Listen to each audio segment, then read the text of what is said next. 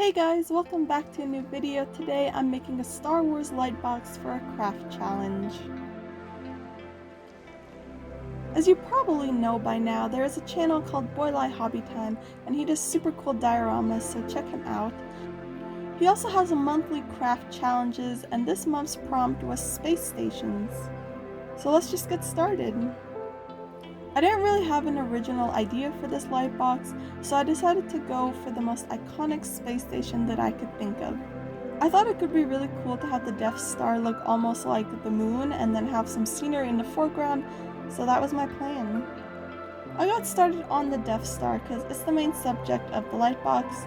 I decided to go for the destroyed version of the Death Star because it's a bit more interesting, and for those who don't know or haven't seen Star Wars, I'll explain how the Death Star got like this. So, in the end of New Hope, Luke Skywalker and the Rebellion go on a mission to take down the Death Star, which is going around destroying planets. Luke flies into the Death Star and shoots the core of it, and it explodes and is destroyed, and it stays in orbit around the planet of Endor, and they end up building another one in a later movie, but that's basically how it got like this. It's very straightforward, and everyone probably already knew that, but as you can see here, I just drew out the whole Death Star and started adding details.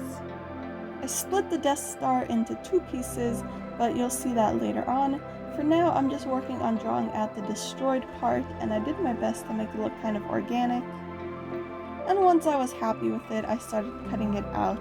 This part looks very time consuming, but I enjoyed it a lot. And sorry for the really bad lighting, it was a very cloudy day, but I just cut out the destroyed part first, and then I will go in later and cut out the lines and the rest of the details on the Death Star.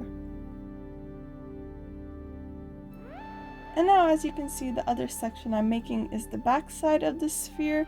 You might think that this is not a big detail that's worth including, but it is in the original image, and it plays an important role for the shooting part of the Death Star later on. Plus, it adds depth and makes the whole thing pop from the sky a bit when I glue it in its place. So I just quickly cut this out, and I also cut out a hole for the shooting part of the ship to go. And I go into adding all the other little details. I cut this strip that goes around the middle of the Death Star, and I glue it in its place.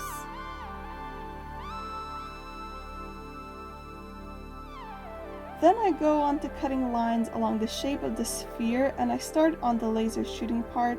Now in the original image I used as a reference, it has like rings in it that are divided up and like goes back into the Death Star, creating like an inverted cone kind of shape, but I wasn't quite sure how to make it look like that, so I just did the rings and cut them out on a single flat piece.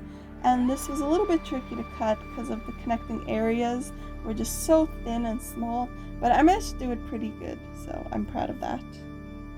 But once I finished that, I jumped back to the front piece and cut more details into it. I cut lots of little rectangular holes all over to depict the windows and panels on the Death Star. These will create lighter areas on the final piece and bring in some more contrast. I almost went overboard with this, but I decided not to add too many because then it would just drown out every other little detail. It's time to glue everything together, and now you can see why the back layer was so important to include, because I can now glue that shooting piece onto the back behind the hole, and it creates a little bit of depth. I wanted it to be pretty sturdy too, so I just used 2 extra pieces of foam board to support behind the shooting part and around the middle band. And once that was glued in place, that's it for this Death Star, and I'm pretty happy with how it looks. But now the Death Star needs a place to sit, so I take a piece of paper and I cut a circular hole where I want the Death Star to be, and I cover the hole with some tracing paper. Then the Death Star can sit nicely in that spot, and it will look like it's glowing a bit, kind of like a moon.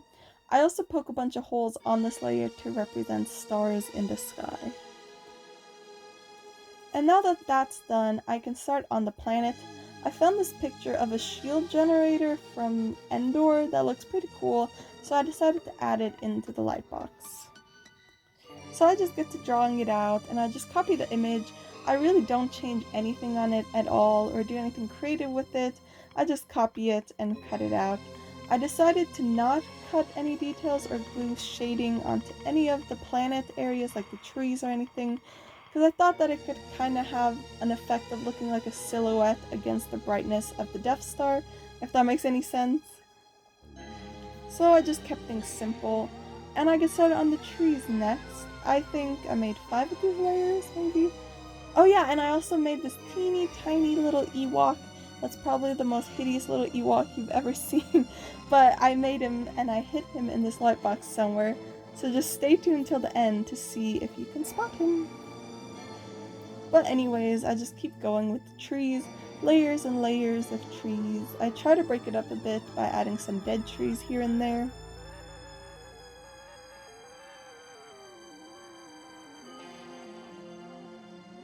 And once I was happy with the amount of trees I had, I decided to add some little clouds here and there in the background, so I just cut those out of tracing paper, and it's time to assemble everything now.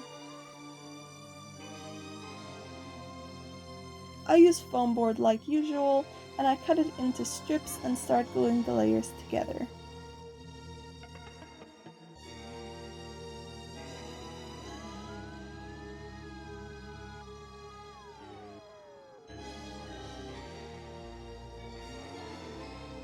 And here it is done. I'm super happy with it.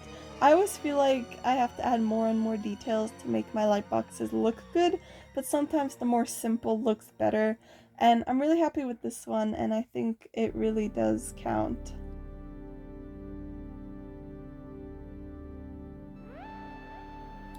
So just let me know, what do you think down below, and did you manage to spot the little Ewok anywhere? Bye!